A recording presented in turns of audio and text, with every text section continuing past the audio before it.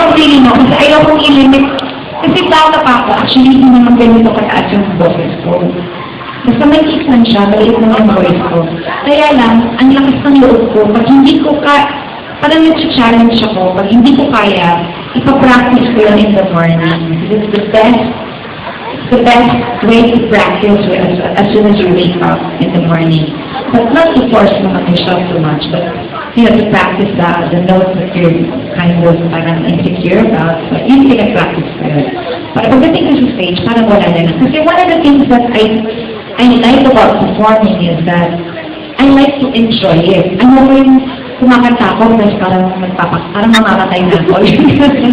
Siyempre, acting ko lang na mahirap. Pero gusto ko, may enjoy ko i-hit yung high notes ko. Pwede ko pang itaas ko, itataas. Pwede ko minsan, papansin na ba, susunod pa ako ng traffic. Kasi malakas yung loob ko. Kahit hindi ko kaya, kinakaya ko.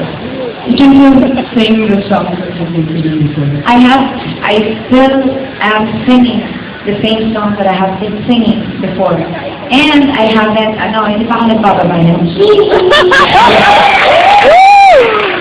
At mag-supporting ng lola niya, hindi pa ako nagbababa yan. And then, I guess that's all. And I also read one comment there. I don't know who made it, and then that person said, a true belter can sing her songs through her entire life.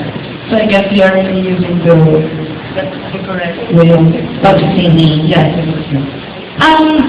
Kasi yung belting,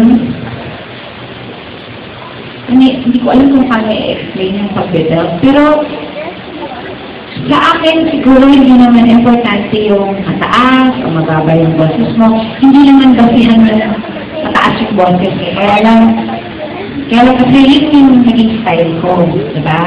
Pero actually, para sa akin, nagkataon na binigyan ako ni Lord ng lakas ng loob na ganito at ng boses na ganito. Plus, kinrin ako ni Mang Jerry.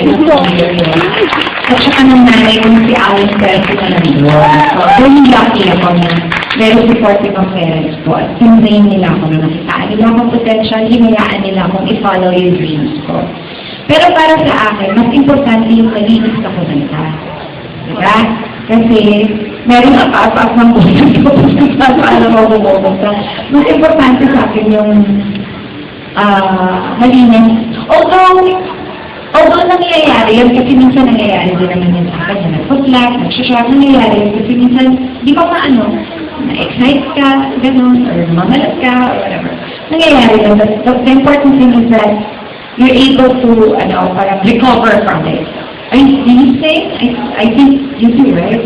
That's what you're asking, right? You sing, right? Well, anyway, the important thing is you recover. If you make a mistake, you recover from it. Right?